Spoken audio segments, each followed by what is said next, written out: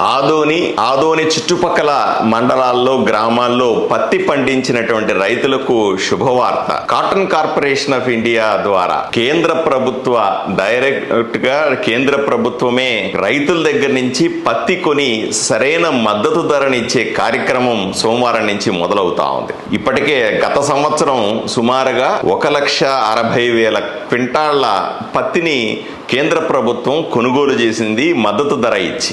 ఈసారి కూడా 8,060 రూపాయల మద్దతు ధరగా, ఆ వేరియేషన్ మళ్ళీ ఉంటది. అక్కడ తీసుకొచ్చే పత్తిలో ఉన్నటువంటి తేమ శాతాన్ని దృష్టిలో పెట్టుకుని కొంత వేరియేషన్ కూడా ఉంటది. దాన్ని దృష్టిలో పెట్టుకుని వచ్చే వాళ్ళందరి దగ్గర కూడా ఈ పత్తి కొనుగోలు సోమవారం నుంచి మార్కెట్ యార్డ్ లో ప్రారంభిస్తా ఉన్నాం. మిల్లులను ఐడెంటిఫై చేశాం.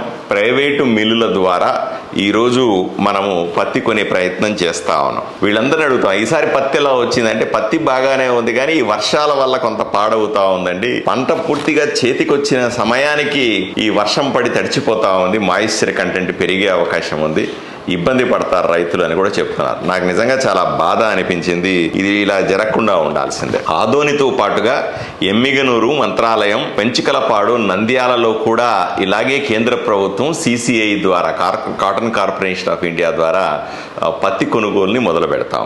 నేను రైతులకందరికీ ఒక ముఖ్యమైన సూచన కూడా చేయాలనుకుంటా ఉన్నాను. కపాస్ కిసాన్ అనే ఒక యాప్ ఉంటుంది. ఈ ఎందుకంటే చాలా మంది రైతులు నేరుగా పత్తి తీసుకొని మార్కెట్ యార్డ్కి వచ్చేయడము, నేరుగా పత్తి తీసుకుని ఇక్కడ CCI గోడౌన్ దగ్గరకు వచ్చి మీరు కొనండి అని అడుగుతా ఉంటారు. అలా కొనడం సాధ్యం కాదు. ఈ కపాస్ కిసాన్ అనే ఒక యాప్ ద్వారా మీరు ఇంటి దగ్గర ఉన్నప్పుడే దీని ద్వారా డేట్ తీసుకోవాలి. అంటే మనం డాక్టర్ దగ్గరకు పోయేటప్పుడు మనం అపాయింట్మెంట్ తీసుకుని ఎలా వెళ్తాం, అలాగే కపాస్ కిసాన్ యాప్ ద్వారా మీరు సమయాన్ని ఫిక్స్ చేసుకోవాలి. పలాని తేదీ పలానా సమయంలో నేను పత్తిని తీసుకొని వస్తాను అనే సమాచారం మీరే ఇచ్చుకోవచ్చు. వాళ్ళేమి ఇవ్వరు డేటు.